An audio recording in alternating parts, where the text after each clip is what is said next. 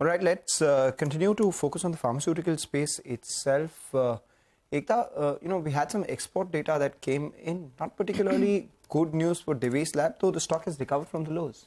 Well, the reason why the stock is recovered is because people are still trying to understand the authenticity of this export data, which has started coming out in the past couple of months, especially year-end data, because April generally would not be as robust as March, because March is more bunched up towards year-end. Nonetheless, IIFL has written on it. They've said that there is muted month-on-month export shipment trend for most companies.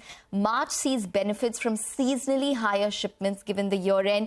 April 2023 data looks broadly weak according to them for Divi's, Loris as well as Gland. This is compared to the Jan-Feb monthly run rate. Now, one of the shipments for a key drug for Divi's in April was only $2.6 million versus $37 million in the whole of Q4. April 2023 data according to them looks good for JB Chemicals, Ipca, Alchem versus again the Jan-Feb 2023 run rate. Syngene's monthly shipments are down from $11 million each in Feb and March to $8 million in April.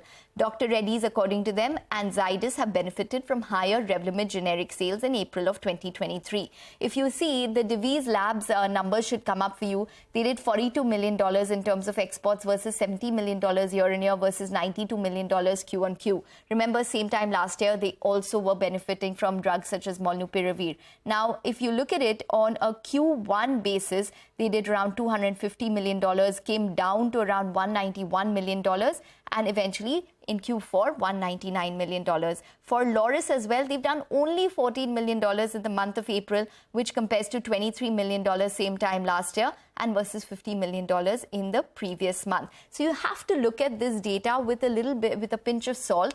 And I think the street wants to corroborate it with the numbers, because there is some amount of apprehension that the SEZ data is not captured, whether or not you can actually go by this data entirely, and whether or not it would just be a largely indicative view in terms of how things pan out. So that's the reason why you've not seen as much of a reaction come through for these stocks.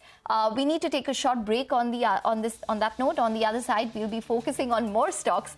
Cipla is releasing its Q4 numbers. We have Colgate, both of these numbers on the other side. Stay tuned.